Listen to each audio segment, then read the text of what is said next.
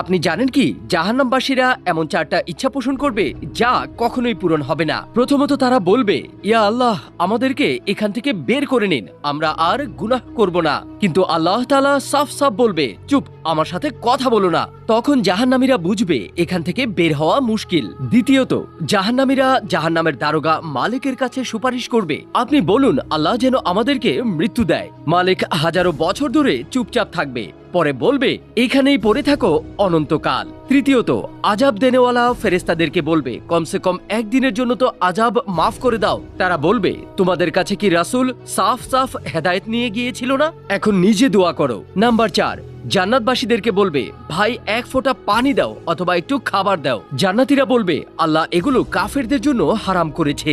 আল্লাহ বলবে, আজ আমি তোমাদেরকে ভুলে যাব যেমনটা তোমরা দুনিয়াতে আমাকে ভুলে গিয়েছিলে। আল্লাহ যেন আমাদেরকে জাহান্নামের আযাব থেকে রক্ষা করেন।